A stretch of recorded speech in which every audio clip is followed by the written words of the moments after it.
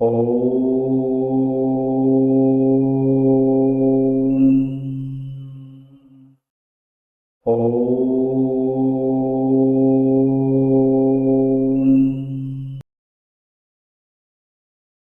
दर्शकों, नमस्कार। मैं एस्ट्रोलॉजर नारायण आप सभी का मेरे चैनल पर स्वागत करता हूं। और ये जो अपन मांगलिक योग के बारे में बात कर रहे हैं, इसी कड़ी को आज आगे बढ़ाते हुए आज लगन कुंडली वाइज बात करेंगे। कौन सी लगन कुंडली में कौन से घर में मांगलिक योग कंसिडर हो रहा है, कौन सी में नहीं हो रहा है। तो सबसे पहले किस भाव में कंसिडर होता है उसकी बात करेंगे, फिर उसके ऊपर कैंसिलेशन के पॉइंट्स भी अप्लाई करेंगे। उसके बाद ही फाइनलाइज कर पाएंगे कि ये जातक मांगलिक है या नहीं है। यदि या अथवा में ये बोल सकते हैं कि मांगलिक योग कंसिडर हो रहा है या नहीं हो रहा है। मांगलिक बोल सकते हो, मंगलिक बोल सकते हो। ठीक है दर्शकों, आगे बढ़ते हैं। मांगलिक योग मेष लगन की कुंडली में। अब दर्शकों बात करेंगे, तभी तो कल मैंने प्रीवियस वीडियो में कैंसिलेशन के पॉइंट्स को 2 बार रिपीट करके आपको रिवाइज करवाने की कोशिश की, एक एक चीज़ को एग्जांपल के साथ में भी क्लियर किया था। अभी नेक्स्ट बात करते हैं आगे। फर्स्ट है मेष लगन की कुंडली। अब मेष लगन की कुंडली है तो ये बहुत सारी चीज़ें आपको देखनी है। इसमें शुरुआत कहाँ से करनी है, मंगल योग कारक है या मारक है, अच्छा रिजल्ट देगा, बुरा रिजल्ट देगा, उच्च के है, नीच के हैं, बहुत सारी चीज़ों को देखते हुए धीरे धीरे आगे बढ़ेंगे। तो मेष लगन की कुंडली में क्या है, 1 नंबर कुंडली है और इसकी लग्नेश पावर किसके पास में है, मेष लगन की कुंडली की मंगल देव खुद के पास में है पावर। तो मंगल देव इसमें क्या होंगे, अति योग कारक, क्योंकि इनकी खुद की कुंडली है। अति योग कारक, अति योग कारक बोल सकते हो, योग कारक बोल सकते हो। ठीक है दर्शकों, तो अति योग कारक। अब ये कुंडली है, ये 1 नंबर राशि, 2 नंबर राशि, 3 number, 4 number, 5 number, 6 number, 7 number, 8, 9, 10, 11 और 12। अब ये मेष लगन की कुंडली है और मेष लगन की कुंडली की पावर है मंगल देव के पास में। मंगल देव अति योग कारक ग्रह बने हैं, तो मतलब क्या होगा, अच्छे रिजल्ट ही देंगे। चलो अब देखते हैं। अब बात करते हैं दर्शकों फर्स्ट हाउस की, क्योंकि मांगलिक योग देखने के लिए 1st, 4th, 7th, 8 और 12वें इन घरों को ही देखा जाता है। यदि मंगल देव की प्लेसमेंट पहले घर में है तो क्या मांगलिक योग कंसिडर होगा, यही बात करेंगे अभी। अभी मान लो मंगल देव फर्स्ट हाउस में प्लेस्ड है तो क्या होंगे, मंगल देव क्या हुए, अपनी ही राशि के साथ में प्लेस्ड हो गए। क्योंकि मंगल देव की राशि कौन सी है, 1st और 8th, मेष और वृश्चिक। ये मेष राशि अपनी स्व राशि के साथ में प्लेस्ड हो गए हैं, तो क्या होंगे, ये कभी भी यहाँ पे कभी भी बुरा रिजल्ट नहीं देंगे। प्लस ये अति योग कारक भी है।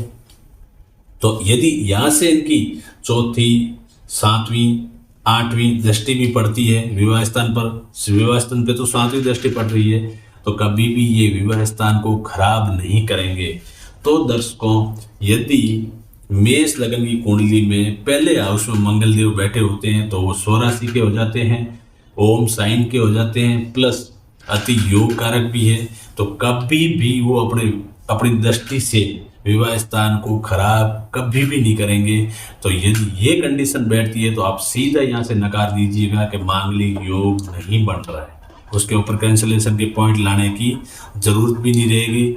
आप यहाँ से क्लियर कर सकते हैं कि यहाँ पे तो मंगल देव बहुत अच्छे बैठे हैं, सामने से इस घर को अच्छा करेंगे। हाँ, उसके बाद डिग्री कितनी है, पावर कितनी है, वो चीज़ें तो देखनी ही देखनी है। मैं स्टार्टिंग से इन चीज़ों पे जोर देते हुए आ रहा हूँ। कोई भी आप ग्रह देखते हैं तो उसकी डिग्री बहुत जरूरी है देखनी। अभी क्या है, ऐसी कंडीशन बनती है तो फिर मंगल देव अति योग कारक होने की वजह से, तो मैं आपको एक एक चीज लिखवाऊंगा साथ में। पहले भाव में यदि ये चीज कंडीशन बनती है, पहले भाव में मंगल देव, तो क्या होगा, क्या क्या कंडीशन बन गई। एक तो क्या है, ये स्वराशि के हो गए, या फिर इसको ये बोल सकते हो ओम साइन के हो गए। ओम साइन मतलब खुद की राशि के साथ में बैठना। ठीक है दर्शकों, सेकंड कंडीशन अति योग कारक हो गए, अति योग कारक। तो क्या होंगे, ये कभी भी सातवें घर को खराब नहीं करेंगे। तो इस कंडीशन में यहां लिख सकते हो योग नहीं बनेगा, योग नहीं, मांगलिक योग कंसिडर नहीं होगा इस केस में। ठीक है दर्शकों, अभी बात करते हैं चौथे हाउस की, फोर्थ हाउस, चौथे भाव में। चौथे भाव में यदि मंगल देव है तो क्या होगा, मान लो इस घर में बैठ गए हैं मंगल देव। ठीक है दर्शकों, अब मंगल देव देखो कौन सी राशि के साथ, नीच के, उच्च के, ये चीजें भी आपको देखनी जरूरी है, उच्च नीच, क्योंकि एक नंबर राशि तो ये 100 राशि हो गए, लेकिन चौथी राशि है इनकी नीच राशि। तो ये नीच राशि के साथ में प्लेस्ड हुए हैं कौन, मंगल देव। तो ये क्या करेंगे, हमेशा बुरा रिजल्ट देने के लिए बाध्य होंगे। तो इस घर के अंदर ये योग बन सकता है। ठीक है, मैं थोड़ा लिख देता हूं, चौथे योग बन सकता है। क्यों बन सकता है, अब यहां पे कंडीशन लिखते हैं क्यों बन सकता है, क्योंकि नीच राशि के साथ प्लेस्ड, नीच राशि के साथ प्लेस्ड। अब अपनी इनकी नीच राशि कौन सी, कर्क राशि है, कर्क राशि के साथ में बैठ गया मंगल देव। तो क्या करेंगे, बुरा रिजल्ट देने के लिए बाध्य, अति योग कारक होने के बाद भी, क्योंकि ये नीच राशि के साथ में बैठ गए। लेकिन दर्शकों एक बात ध्यान रखना, अब इसके बाद क्या है, योग बन सकता है, आपने फाइनलाइज तो कर दिया कि चौथे घर में योग, मांगलिक योग बन रहा है, लेकिन इसके बाद क्या देखना है, इसके बाद सबसे पहले आप इसकी उठा के देखो डिग्री किसकी, मंगल देव की, क्योंकि घर खराब कौन करेंगे, मंगल देव करेंगे। तो मंगल देव की डिग्री कितनी, यदि यहाँ पे मंगल देव क्या है, किसी भी मान लो कष्ट कंडीशन में सूर्य के साथ अस्त हो गए हो, इनकी डिग्री 0 हो, इनकी डिग्री 1 हो, इनकी डिग्री 2 हो, इनकी डिग्री 28 हो, इनकी डिग्री 29 हो और इनकी डिग्री 30 हो, तो ये योग कंसिडर नहीं होगा, क्योंकि ये योग बन सकता है। आपने घर देख लिया, उच्च नीच देख लिया, मारक कारक देख लिया, इसके बेस पे आपने फर्स्ट एक सिंपल जो प्री रहता है उसमें आपने मान लिया कि योग बन रहा है, लेकिन उसके बाद आप नेक्स्ट बढ़िए, डिग्री की तरफ जाइए, कैंसिलेशन के पॉइंट्स की तरफ जाइए, उसमें भी कोई पॉइंट्स इस पे अप्लाई हो रहा है। जैसे इनके ऊपर बृहस्पति की दृष्टि पड़ रही हो, या ये बृहस्पति के साथ बैठ गए हो, या चंद्रमा के साथ में बैठ गए हो, या 100 राशि बैठ गए हो, सारी चीजें आप कैंसिलेशन पॉइंट अप्लाई करिए। यदि कैंसिलेशन का पॉइंट भी उस पर अप्लाई हो रहा है तो 100% मांगलिक योग नहीं बनेगा। ठीक है, तो ये योग बन सकता है, मैंने क्यों लिखा है, क्योंकि इसके बाद अलग अलग जातक की कुंडली में अलग अलग ग्रह देख के ही वो देखा जाएगा कि मतलब ये बन रहा है नहीं बन रहा है। अलग अलग जात को मान लो बृहस्पति देव किसी के यहाँ बैठे हैं, किसी के यहाँ बैठे हैं, किसी के यहाँ, अलग अलग ग्रहों में अलग अलग बैठते हैं। लेकिन ये जो बात बता रहा हूँ, ये फर्स्ट उच्च नीच कारक मारक नॉर्मली उनके अपने क्या मतलब क्या बोलते हैं, अपने ग्रह भाव प्लेसमेंट के अकॉर्डिंग में ये फाइनलाइज कर रहे हैं कि योग बन सकता है। लेकिन कैंसिलेशन के पॉइंट हर जातक की कुंडली में, हर मतलब जातक की कुंडली में अलग अलग तरीके से अप्लाई होंगे। अब किसी के मान लो बृहस्पति देव यहाँ बैठे हैं तो उसके अकॉर्डिंग देखा जाएगा कौन सा पॉइंट अप्लाई हो रहा है या नहीं हो रहा है। किसी के मान लो ये 7 नंबर राशि में शुक्र देव यहाँ बैठ गए खुद 100 राशि, तो ये सबका अलग अलग रहेगा, ग्रहों की प्लेसमेंट रहती है वो सब जातकों की अलग अलग रहती है। लेकिन मेष लगन की कुंडली सबके लिए सेम है। यदि सबके लिए मंगल देव यहाँ प्लेस्ड होते हैं तो ही आपको कैंसिलेशन के पॉइंट्स की तरफ प्रोसीड करना है। लेकिन फर्स्ट हाउस में यदि मंगल देव बैठ गए हैं तो आपको कैंसिलेशन के पॉइंट्स देखने की जरूरत नहीं है। यदि किसी भी मेष लगन की कुंडली हो, कितने भी जातकों की हो, 1000 जातकों, लाख जातकों की, यदि मेष लगन की कुंडली है फर्स्ट हाउस में मंगल देव बैठ गए, आगे देखने की जरूरत नहीं है, यहीं पे क्लियर कर दो, मांगलिक योग कंसिडर नहीं है। लेकिन किसी भी मेष लगन की कुंडली के जातक की कुंडली में चौथे हाउस में मंगल देव प्लेस्ड हो गए हैं तो आपको आगे बढ़ना पड़ेगा, फिर उसकी डिग्री देखनी पड़ेगी, क्योंकि हर जातक की अलग अलग डिग्रियां होती है ग्रहों की, फिर उसकी प्लेसमेंट देखनी पड़ेगी, उसके अकॉर्डिंग कैंसिलेशन पॉइंट्स अप्लाई आपको करने ही करने हैं। तो मेरा बताने का मतलब ये है, यदि फर्स्ट हाउस में मिलता है वहीं रुक जाओ, आगे देखने की जरूरत नहीं है। लेकिन चौथे हाउस में यदि मंगल देव मिलते हैं तो आपको आगे बढ़ना पड़ेगा, तभी मैंने लिखा योग बन सकता है।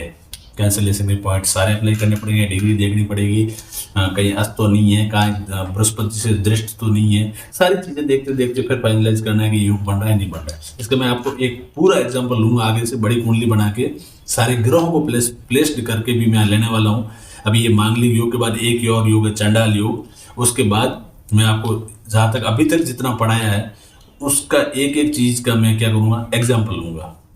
बोले तो मैं एक पूरी कंप्लीट कुंडली लाऊंगा, उसका फिर अपना एनालिसिस करेंगे जितना अभी तक पढ़ा है, योग कारक मारक उच्च नीच दृष्टियाँ, ठीक है, प्लेसमेंट कैसे हैं, कौन सा ग्रह कैसा रिजल्ट देने के लिए बाध्य हो रहा है, कौन सा योग बन रहा है या नहीं बन रहा है, सारी चीज़ें उसमें एक बार अपन पूरा एनालिसिस करेंगे एक दिन बैठ के, ठीक है। फिर उसके आगे मैं और आगे बढ़ूंगा, फिर और बेसिक जानकारी आपके साथ साझा करूंगा और फिर धीरे धीरे आगे और भी जो भी जरूरत की जानकारी होगी आगे बढ़ेगी, ठीक है दोस्तों। अब बात करते हैं नेक्स्ट हाउस की, 7th हाउस। तो दोस्तों नेक्स्ट बात करते हैं 7th हाउस की। इसको मैं साफ करता हूं, 7वें घर के बारे में बात करते हैं।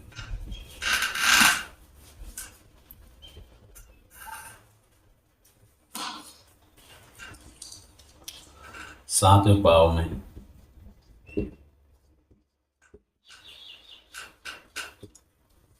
अब 7वें भाव, इसमें यदि मंगल देव बैठ जाते हैं तो क्या होगा? 7वें भाव में बैठते हैं तो मंगल देव क्या होगा?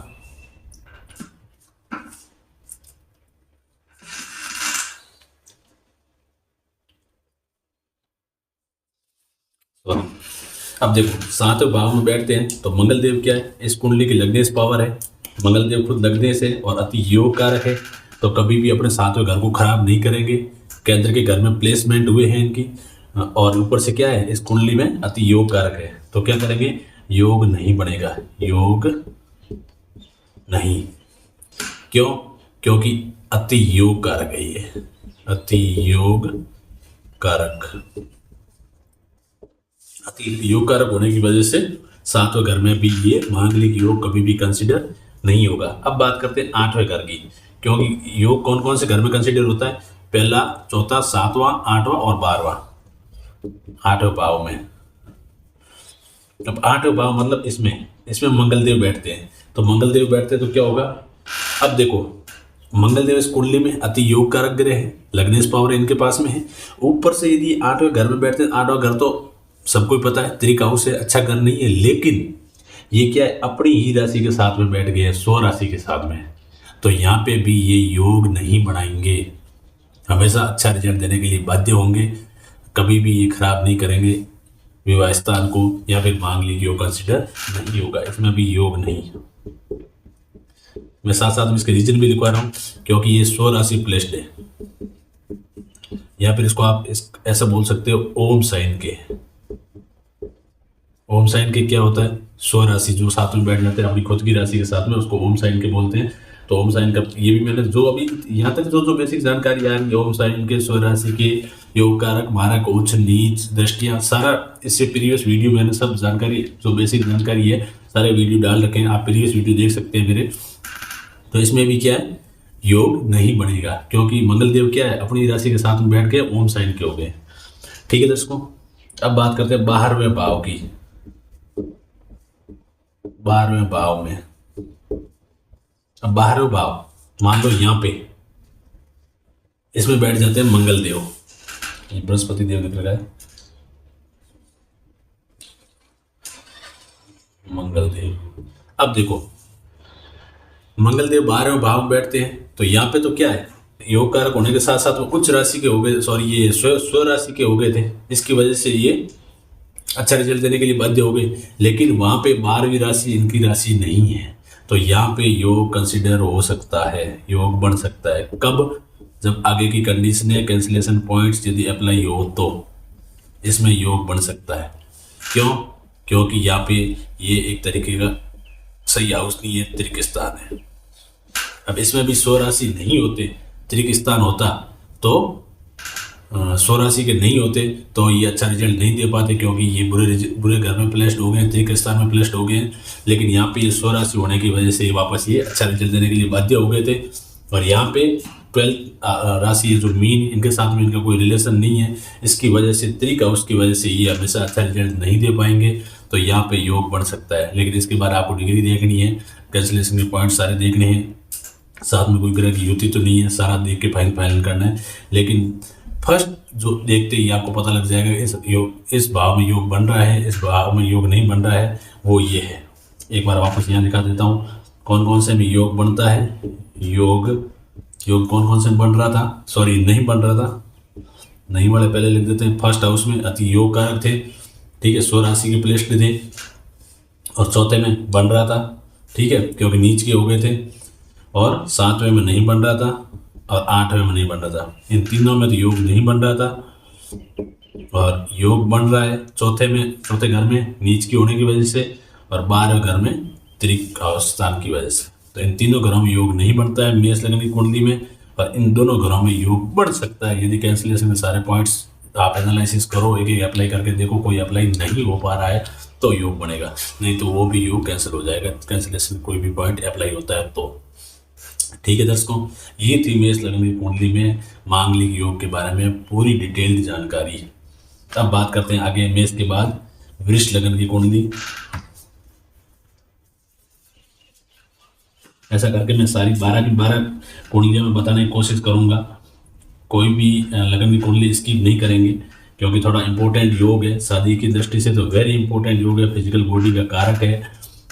शादी का जो डिपार्टमेंट है उसमें सबसे अहम भूमिका है वो मंगल देव की है। ठीक है दर्शकों, तो इसका थोड़ा डिटेल लेके चलेंगे एक एक लगन कुंडली में। बात करते हैं वृष लगन की कुंडली। वृष लगन की कुंडली में, वृष लगन की कुंडली के स्वामी कौन है? वृष राशि के स्वामी शुक्रदेव, शुक्राचार्य, दानुओं में देव। तो इस कंडीशन में मंगल देव इसमें क्या होंगे?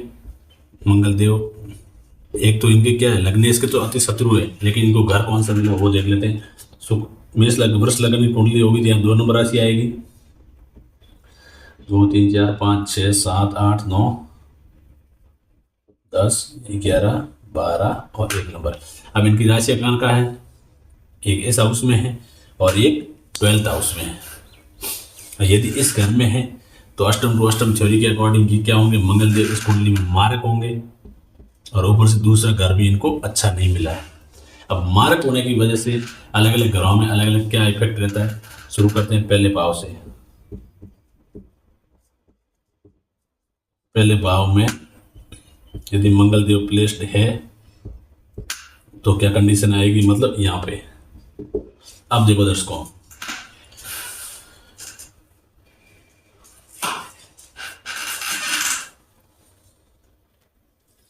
अब देखो मारक है तो मतलब बुरा रिजल्ट देने के लिए बाध्य है। इस हिसाब से तो यदि मंगल देव यहाँ प्लेस्ड होते हैं तो ये योग बन सकता है। नॉर्मली तो यही होना चाहिए, लेकिन इसमें योग नहीं बनेगा। अब इसका क्या कारण है, वही एक एक चीज बताने के पर्पज से मैं एक एक कुंडली ले रहा हूँ, लगन कुंडली। क्यों? देखो मैंने कैंसिलेशन में एक पॉइंट बताया था कि यदि 7वें घर का मालिक कहीं से भी अपने घर पे दृष्टि डाल रहा हो तो ये योग माना नहीं जाएगा। अब देखो मंगल देव कहाँ बैठे? पहले हाउस में। मंगल देव की 7वीं दृष्टि कहाँ पड़ रही है? 1 2 3 4 5 6 7वीं दृष्टि 8 नंबर राशि किसकी? मंगल देव की, वृश्चिक राशि। तो ये 8 और 7वां विवाह स्थान का घर किसका है? मंगल देव खुद का है। तो मंगल देव ने अपनी ही दृष्टि अपने ही घर पे डाल दी, तो क्या होगा? ये योग कैंसिल माना जाएगा, ये योग कंसिडर नहीं होगा। ये कैंसिलेशन का पॉइंट अप्लाई हुआ यहाँ पे, क्योंकि ये अपने ही घर पे दृष्टि डाल रहे हैं। मंगल जहां भी बैठे 7वीं दृष्टि इनके अपने ही घर पे पड़ रही है। 7वां घर किसका है? मंगल देव का है। तो ये योग कंसिडर नहीं होगा, योग कंसिडर नहीं, क्योंकि मंगल देव की, आप भी मेरे साथ में एक एक चीज नोट करते रहिए। 7वीं दृष्टि, मंगल देव की 7वीं दृष्टि अपने ही घर पे पड़ रही है। यहाँ पे ये मंगल देव का घर नहीं होता 7वां, यहाँ पे 8 नंबर राशि नहीं आती तो मंगल देव खराब करते। लेकिन मंगल देव की दृष्टि किस पे पड़ गई? अपने ही घर पे। मंगल देव की 7वीं दृष्टि अपने ही घर पर, विवाह स्थान पर, अपने ही घर विवाह स्थान पर पड़ रही है। इसकी वजह से क्या होगा, ये योग कंसीडर नहीं होगा। नहीं तो आप नॉर्मली देखते अच्छा मंगल मारक है तो कंसीडर। कभी भी ये बात ध्यान रखना, कैंसिलेशन के सारे पॉइंट अप्लाई करते रहना, तभी आप एक ही चीज़ को सही ढंग से बारीकी से और फाइन एनालिसिस कर पाएंगे। ठीक है दर्शकों, बात करते हैं चौथे हाउस की। चौथे भाव में यदि मंगल देव प्लेस्ड है तो क्या होगा, इस घर में, इसमें घर में बैठ गया मंगल देव। ठीक है, अब देखो यहाँ पे प्लेस्ड है, मारक है, तो योग तो बढ़ना चाहिए, सीधी सीधी बात है, लेकिन इसमें भी योग नहीं बढ़ेगा। इसका रीजन बताता हूँ क्यों। क्योंकि अब मंगल देव की दृष्टि कौन कौन सी है, चौथी, सातवीं, आठवीं। अब यहाँ से चौथी दृष्टि कहाँ पड़ रही है, देखो 1 2 3 4, इनकी चौथी दृष्टि भी अपने ही घर में पड़ रही है, यहाँ पे प्लेस्ड है तो भी। तो मतलब क्या हुआ, मंगल देव का ये कैंसिलेशन का पॉइंट अप्लाई होगा, और इस घर में भी प्लेस्ड है तो भी ये अपना विवाह स्थान को खराब नहीं करेंगे, मांगलिक योग कंसीडर नहीं होगा। क्योंकि यहाँ पे आप लिख सकते हो मंगल देव की चौथी दृष्टि, मंगल देव की चौथी दृष्टि अपने ही घर विवाह स्थान पर पड़ रही है, तो इसकी वजह से ये योग कंसीडर नहीं होगा। अब देख लो इस कुंडली में मंगल देव तो मारक है, लेकिन उसके बाद में भी देखो मांगलिक योग कंसीडर नहीं हो पा रहा है। मतलब आपको कैंसिलेशन के पॉइंट सारे के सारे पता होने चाहिए, तभी आप ये एनालिसिस कर पाओगे। तो इसमें क्या हुआ, यहाँ से मंगल देव की चौथी दृष्टि अपने ही घर, वृश्चिक राशि है, अपने ही घर पे पड़ रही है, मतलब योग नहीं बनेगा, घर खराब नहीं होगा। ठीक है, विवाह सुख में कभी भी कमी नहीं आएगी। ठीक है दोस्तों, आगे बढ़ते हैं सातवें घर पे।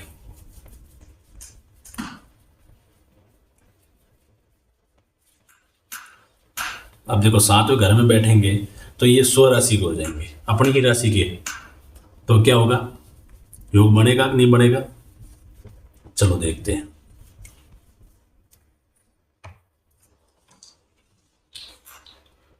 सातवें घर में, सातवें भाव में मंगल,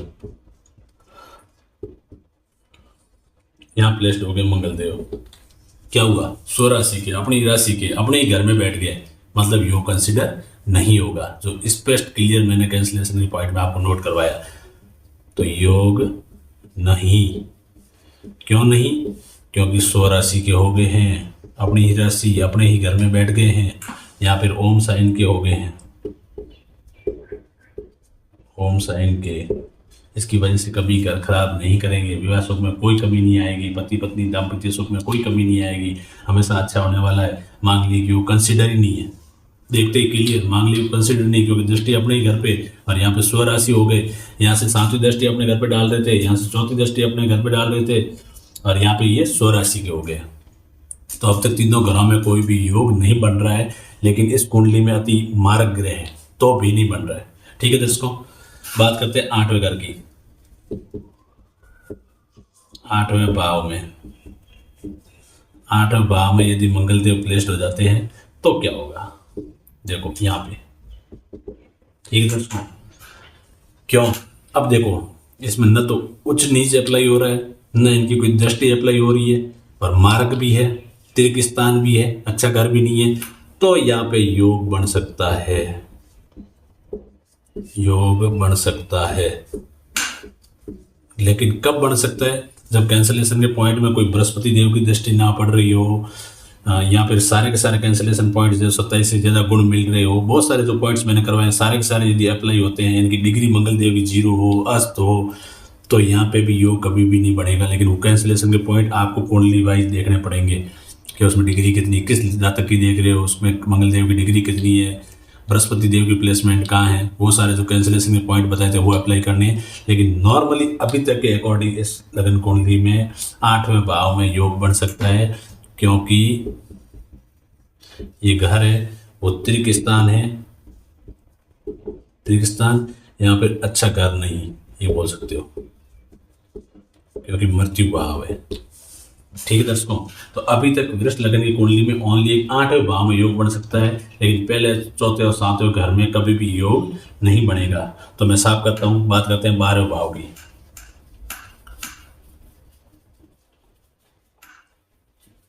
12वें भाव में आपको देखते ही लग गया होगा कि 16 राशि के हो रहे हैं, अपनी 1 नंबर राशि के साथ बैठ रहे हैं, लेकिन इसके साथ में एक और कंडीशन है, मैं बताता हूँ।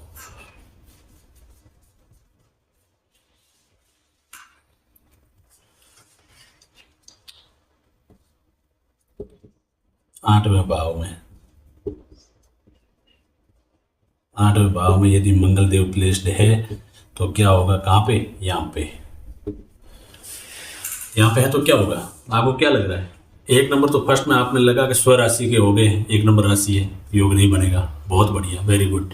लेकिन ऊपर से आप देखो इनकी कौन सी 3 दृष्टियाँ कौन कौन सी, चौथी, 8वीं, चौथी 4, 7, 8, यहाँ से देखो 1, 2, 3, 4, 5, 6, 7, 8वीं दृष्टि भी अपने ही घर पे पड़ रही है। तो मतलब क्या हुआ, एक तो स्व राशि ओम साइन के हो गए, 8वीं दृष्टि भी अपने घर पे डाल दी, तो कभी भी योग नहीं बनेगा, श्योर 100%। क्योंकि एक तो हो गए स्व राशि, अब ये घर खराब है तो भी इनके ऊपर कंडीशन क्या अप्लाई होगी, एक तो इनकी दृष्टि अपने घर पे पड़ गई, और ऊपर से ये स्व राशि या फिर ओम साइन के हो गए, ओम साइन के। और सेकंड कंडीशन क्या है इनकी, बोले तो मैं मंगल देव की लिखता हूँ, पूरी क्लियर चीज लिखता हूँ पूरी। दूसरी बात, मंगल देव की, मंगल की 8वीं दृष्टि अपने ही घर विवाह स्थान पर, ये 2 पॉइंट है। 12 घर में यदि प्लेस्ड होते हैं तो 16 राशि और ओम साइन के हो जाते हैं, और इनकी 8वीं दृष्टि अपने ही घर विवाह स्थान पे पड़ जाती है, इसकी वजह से कभी भी योग कंसीडर नहीं होगा। अब देख लो, वृष लगन की कुंडली थी, मार्क देख के आपको फर्स्ट टाइम ये लगा होगा कि सारे के सारे घरों में ये योग बनेगा, लेकिन ओनली एक घर में योग बन रहा है, वो कौन सा है, 8वां घर। तो योग किस में नहीं बनता है, वृष लगन में योग नहीं, पहले में नहीं, चौथे में नहीं, 7वें में नहीं, और 12वें में नहीं बनता। और योग बनता किस किस में है, ओनली 8वें घर में, और किसी घर में योग नहीं बनता। ठीक है, अब नॉर्मली ये स्व राशि आता है ना, तो स्व राशि का सीधा सीधा मतलब है ग्रह स्वस्थ है, अपने ही घर में है, अपनी ही राशि के साथ में है, स्व राशि का है, ओम साइन का है, तो मतलब स्वस्थ ग्रह है, अच्छा रिजल्ट देने के लिए हमेशा बाध्य होगा। ठीक है दर्शकों, या फिर स्व राशि का हो गया या दृष्टि अपने ही घर पे डालता है, तो वो अपने घर को कभी भी खराब नहीं करता है। एक बात हमेशा गिन के गांठ बांध लीजिए, कोई भी ग्रह अपने ही घर पे दृष्टि डाल देता है। नीच भंग राज क्या होता है, नीच भंग भी तो मैंने पीछे का बता रखा है। यदि कोई ग्रह अपने घर पे दृष्टि डालता है, उसमें कोई नीच ग्रह भी आके बैठ जाता है ना, तो नीच ग्रह को भी अपना घर खराब करने नहीं जाता कभी भी, इसको बोलते हैं नीच भंग राज योग। ये ग्रह अपने यहाँ दृष्टि डाल रहा है, यहाँ पे मान लो कोई ग्रह ऐसा है जो इस राशि के साथ नीच का हो गया है, तो क्या होगा, मंगल देव इस ग्रह को भी बोलेंगे भाई नहीं, घर खराब नहीं करना है, तो नीचता उसकी भी भंग कर देते हैं। मतलब क्या हुआ, कोई भी ग्रह अपने ही घर पे दृष्टि डाल देता है ना, तो अपने घर को मजबूत बना देता है, अपने घर को खराब नहीं करने देता, न खुद खराब करता है न किसी को खराब करने देता है। हाँ, डिग्री देखना बहुत जरूरी है, अब जो दृष्टि डाल रहा है उसकी डिग्री 0 है तो अलग केस हो गया, लेकिन नॉर्मली कोई भी ग्रह अपने ही घर पे दृष्टि डाल दे तो वो कभी भी अपने घर को खराब नहीं करता, अपने घर को मजबूत बनाता है। ठीक है, तो ये होती है अपने ही घर पे दृष्टि, या फिर ओम साइन के होकर बैठ के, मतलब अपनी राशि के साथ अपने ही घर पे बैठ गए हो, तो अभी हमेशा कभी भी घर खराब नहीं करेंगे, घर को मजबूत करेंगे। उस घर में यदि कोई नीच ग्रह भी आके बैठ जाता है तो उसकी भी नीचता ये भंग कर देते हैं कि भाई नहीं, मेरा घर खराब नहीं कर सकता तुम। ठीक है दर्शकों, तो ये थी वृष लगन की कुंडली में मांगलिक योग के बारे में संपूर्ण डिटेल जानकारी। अभी नेक्स्ट है मिथुन लगन की कुंडली, उसका बात करते हैं नेक्स्ट वीडियो में दर्शकों। तो प्लीज़ दर्शकों, यदि आप नए हैं तो मेरे चैनल को प्लीज़ सब्सक्राइब जरूर करिएगा, वीडियो को लाइक ज़रूर करिएगा, तो अपने दोस्तों के साथ शेयर जरूर करिएगा, एंजॉय करिएगा, कॉपी पेन लेके बैठिएगा, माइंड एकदम खुला ओपन करके एक एक चीज़ को एनालिसिस कर, क्योंकि आप किसी मान लो की कुंडली का एनालिसिस करते हो ना, नॉर्मली उसके मान लो योग नहीं बनता है, आप योग कंसिडर करवा देते हो तो उसके आप लाइफ में उथल पुथल मचा देते हो। क्यों? क्योंकि उसमें योग बन ही नहीं रहता। मंगलदेव अच्छा रिजल्ट देने के लिए बाध्य थे, लेकिन आपने उसको मांगलिक बता के उसके बहुत सारे उपाय करवा दिए, उसका लॉस करवा दिया।